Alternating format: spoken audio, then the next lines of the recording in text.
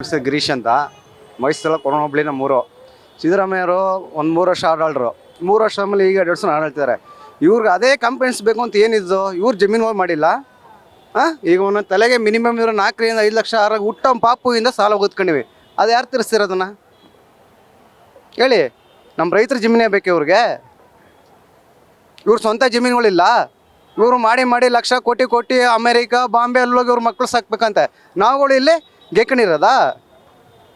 ಎಷ್ಟು ಜನ ಇಲ್ಲ ಇಲ್ಲಿ ಕನ್ನಡಿಗರಿಗೆ? ಯಾರು ಏನು ಮಾಡ್ತಿದ್ದಾರೆ? ಈಗ ಪ್ರೈವೇಟ್ಗಳೆಲ್ಲ ಮಾಡ್ತಾರೆ, ಎಲ್ಲ ಪೂರೈದು ಇದೆಲ್ಲ ಬೇಕಾಗಲ್ಲ ಇದು ಇವ್ರಿಗೆಲ್ಲ. ಈಗೆಲ್ಲ ಗಿರ್ಲೆ ಹೊಡಿಸಿ ಹೊಸ್ದಾಗಿ ಗಿರ್ಲ್ ಮಾಡ್ತಿದ್ದಾರೆ. ಅದೇ ಒಂದು ಬಡ ಪಕ್ಷಕ್ಕೆ, ಒಂದು ಬಡ ಕುಟುಂಬಕ್ಕೆ ಏನಾದ್ರು ಮಾಡ್ಬೋದಲ್ಲ, ಯಾಕೆ ಮಾಡಲ್ಲ? ಅದು ಕೇಳಬೇಕಲ್ಲ. ಕೇಳಿ, ನಾವು ಪ್ರಜೆಗಳನ್ನ ಕೇಳ್ತೀವಿ. ನಮ್ಗೆ ತೊಂದರೆ ಆಗೈತೆ. ಇವತ್ತೊಂದು ದಿವಸ ನಮ್ಗಳಿಗೆ ಕಾರ್ಮಿಕ ಹಿಡಿದು ಪ್ರತಿಯೊಬ್ಬರಿಗೆ ಒಂದೊಂದು ತಲೆಗಳಿಗೆ 10 ರಿಂದ 20 ಲಕ್ಷ ಸಾಲ ಬರೋ ಸ್ಥಿತಿ ಐತೆ ಇವ್ರು ಮಾಡ್ತಿರೋದು. ಸರಿನಾ? ಈಗ ಬಸ್ಸೆಲ್ಲ ಫ್ರೀ ಬಿಟ್ರು. ಏನಕ್ಕೆ ಬಿಟ್ರು? ನಾವು ಕೇಳೋಕೆ ಒಂದು ಬಸ್ ಫ್ರೀ ಬಿಡಿ ಅಂತ ಇವ್ರುಗಳಿಗೆ 2,000 ರೂಪಾಯಿ ಆಗ್ತದೆ. ಏನಕ್ಕೆ ಅದು?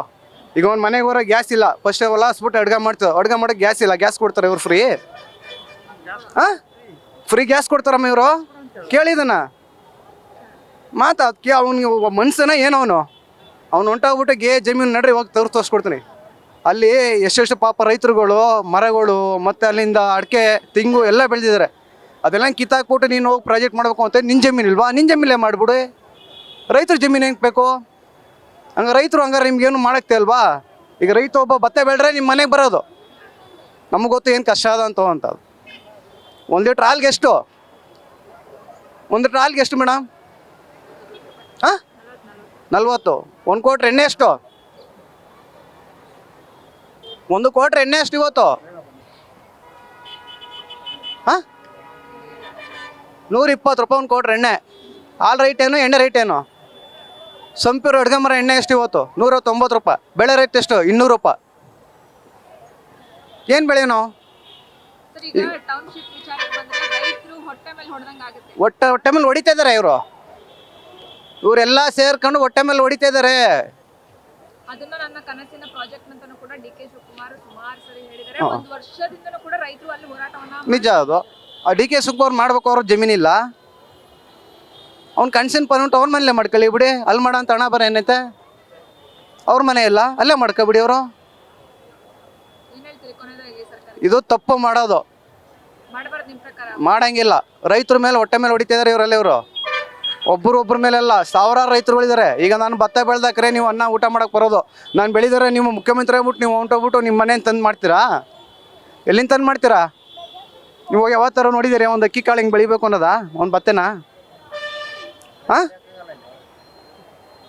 ನೋಡಿದರೆ ಹೇಳಿ ಮೇಡಮ್. ಈಗ ನೀವೆಷ್ಟು ಒಂದು ಕೆ ಜಿ ನಿಮಗೆ ಪ್ರಶ್ನೆ ಕೊಡ್ತೀನಿ ನಾನು. ಮನೆಗೆ ಏನು ತಗೋಗ್ತೀರಿ ನೀವು? ಹ್ಞೂ ಸರಿ ಮೇಡಮ್, ನೀವು ಬೆಳೆಯೋರಲ್ವ, ಹೆಂಗೆ ತಗೋಗ್ತೀರಾ? ಎಷ್ಟು ಕೊಡ್ತೀರಾ? ಇವತ್ತು 1 ಕ್ವಿಂಟಲ್ ಭತ್ತ ಬಂದು 2,300 ರೂಪಾಯಿ. 1 ಕೆಜಿ ಅಕ್ಕಿ ರೇಟ್ ಎಷ್ಟು ಇವತ್ತು? 80 ರಿಂದ 90 ರೂಪಾಯಿ 1 ಕೆಜಿ ಅಕ್ಕಿ ರೇಟು. 1 ಕ್ವಿಂಟಲ್ ಭತ್ತ ರೇಟ್ ಎಷ್ಟು? ಇವರೆಲ್ಲ ಎಲ್ಲೆಲ್ಲಿ ಬೇಕು 108 ಬಾರ್ ಓಪನ್ ಮಾಡ್ಕೊಂಡು ಇವ್ರು ಇಷ್ಟ ಬಂದಾಗ ಇವರು ಈ ಪಕ್ಷನ ಆ ಪಕ್ಷ ಕೊಂಟಾಗ್ಬಿಟ್ಟು ನಾಟಕ ಆಡ್ಕೊಂಡು ಕಳ್ರು ಇವ್ರು ಬರಲಿ. ಇನ್ನೊಂದು ಟ್ರಿಪ್ಪು ಮೆಟ್ಟ ತಕ ಹೊಡಿತೀವಿ ನಾವುಗಳು. ಮೈಸೂರು ಹುಲಿ ಅಂತೇಳಿ ಮೈಸೂರು ನಾನು ವರ್ಣ ಕ್ಷೇತ್ರ. ಅರ್ಥವಾಯ್ತಾ? ಸಿದ್ದರಾಮಯ್ಯರು 3 ವರ್ಷ ಆಡಾಳ್ರು ಅಂದರೆ ಇವರೇ ಪಿಣ್ಕ ಬಿಟ್ಬಿಟ್ಟು ಅವರು ಅದು ಮಾಡೋಕೆ ಹೋಗ್ಬಾರ್ದು. ಈಗ ಮೈಸೂರಲ್ಲಿ 8 ವರ್ಷ ಆಡಾಡ್ರು. ಏನು ಮಾಡ್ರು ಮೈಸೂರಿಗೆ ಸಿದ್ದರಾಮಯ್ಯನವರು? ಏನು ಮಾಡಿದಾರೋ? ಮನೆ ತೋರಿಸ್ತೀನಿ ಇವತ್ತು ಮೈಸೂರಲ್ಲಿ ಎಷ್ಟು ಕಚಡ ಆಗೈತೆ ಅಂತ.